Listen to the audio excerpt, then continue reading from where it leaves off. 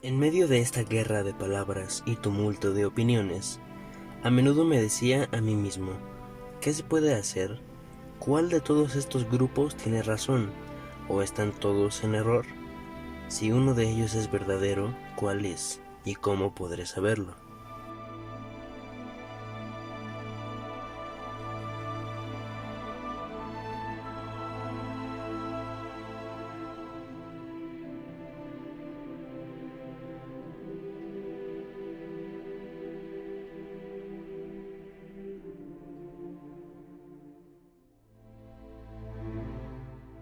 Agobiado bajo el peso de las graves dificultades que provocaban las contiendas de estos grupos religiosos, un día estaba leyendo la Epístola de Santiago, primer capítulo y quinto versículo, que dice: Y si alguno de vosotros tiene falta de sabiduría, pídala a Dios, a quien da a todos abundantemente y sin reproche. Ningún pasaje de las Escrituras jamás penetró en el corazón de un hombre con más fuerza que en esta ocasión el mío. Pareció introducirse con inmenso poder en cada fibra de mi corazón. Lo medité repetidas veces, sabiendo que si alguien necesitaba sabiduría de Dios, esa persona era yo, porque no sabía qué hacer. Por consiguiente, de acuerdo con esta resolución mía de recurrir a Dios, me retiré al bosque para hacer la prueba. Fue por la mañana de un día hermoso y despejado, a principios de la primavera de 1820. Era la primera vez en mi vida que hacía tal intento, porque en medio de toda mi ansiedad, hasta ahora no había procurado orar vocalmente. Después de apartarme al lugar que previamente había designado, mirando a mi derredor y encontrándome solo, me arrodillé y empecé a elevar a Dios el deseo de mi corazón. Apenas lo hube hecho, cuando súbitamente se apoderó de mí una fuerza que me dominó por completo, y surtió tan asombrosa influencia en mí que se me trabó la lengua, de modo que no pude hablar. Una densa oscuridad se formó alrededor de mí, y por un momento me pareció que estaba destinado a una destrucción repentina. Mas esforzándome con todo mi aliento por pedirle a Dios que me librara del poder de este enemigo que se había apoderado de mí, y en el momento en el que estaba por hundirme en la desesperación y entregarme a la destrucción, precisamente en ese momento de tan grande alarma, vi una columna de luz, más brillante que el sol, directamente sobre mi cabeza, y esta luz gradualmente descendió hasta descansar sobre mí. No bien se apareció, me sentí libre del enemigo que me había sujetado. Al reposar sobre mí la luz, vi en el aire arriba de mí a dos personajes, cuyo fulgor y gloria no admiten descripción. Uno de ellos me habló llamándome por mi nombre y me dijo señalando al otro: Este es mi hijo amado, escúchalo. Había sido mi objeto recurrir al Señor para saber cuál de todas las sectas era la verdadera, a fin de saber a cuál unirme. Por tanto, luego de que me hube recobrado lo suficiente para poder hablar, pregunté a los personajes que estaban en la luz arriba de mí cuál de todas las sectas era la verdadera y a cuál debía unirme.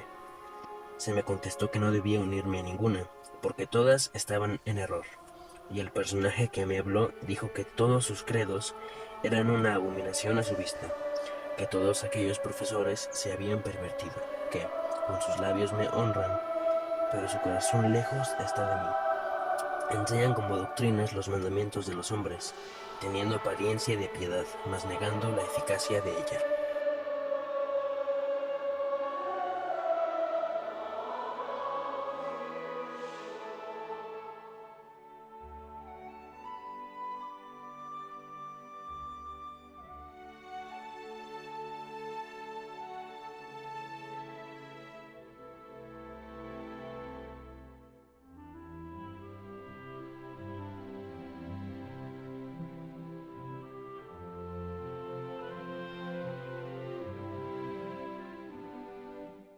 Por fin llegó el momento de obtener las planchas, el urim y el tumim y el pectoral. El día 22 de septiembre de 1827, habiendo ido al fin de otro año, como de costumbre, al lugar donde estaban depositados, el mismo mensajero celestial me los entregó junto con esta advertencia, que yo sería responsable de ellos, que si permitía que se extraviaran por algún descuido o negligencia mía, sería desarraigado, pero que si me esforzaba con todo mi empeño por perseverarlos hasta que él viniera por ellos, entonces serían protegidos. 2 días después de la llegada del señor Caudery, empecé a traducir el libro de Mormón y él comenzó a escribir por mí.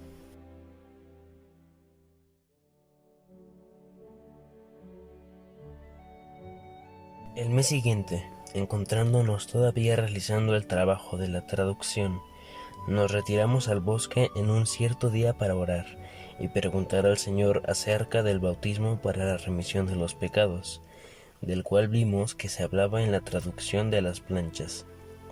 Mientras en esto nos hallábamos orando e implorando al Señor, descendió un mensajero del cielo en una nube de luz, y habiendo puesto sus manos sobre nosotros, nos ordenó, diciendo: Sobre vosotros, mis consiervos, en el nombre del Mesías, confiero el sacerdocio de Aarón, el cual tiene las llaves del ministerio de ángeles, y del evangelio de arrepentimiento, y del bautismo por inmersión para la remisión de los pecados.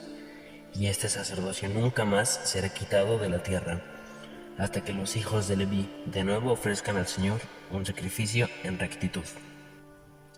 Declaró que este sacerdocio arónico no tenía el poder de imponer las manos para comunicar el don del Espíritu Santo, pero que se nos conferiría más adelante, y nos mandó a bautizarnos, indicándonos que yo bautizara a Oliver Cowdery y que después me bautizara él a mí. Por consiguiente, fuimos y nos bautizamos. Yo lo bauticé primero y luego me bautizó él a mí, porque así se nos había mandado. El mensajero que en esta ocasión nos visitó y nos confirió este sacerdocio dijo que se llamaba Juan, el mismo que es conocido como Juan el Bautista en el Nuevo Testamento, y que obraba bajo la dirección de Pedro, Santiago y Juan, quienes poseían las llaves del sacerdocio de Melquisedec, sacerdocio que nos sería conferido, dijo él, en el momento oportuno, y que yo sería el primer élder de la iglesia y Oliver el segundo. Fue el día 15 de mayo de 1829 cuando este mensajero nos ordenó y nos bautizamos.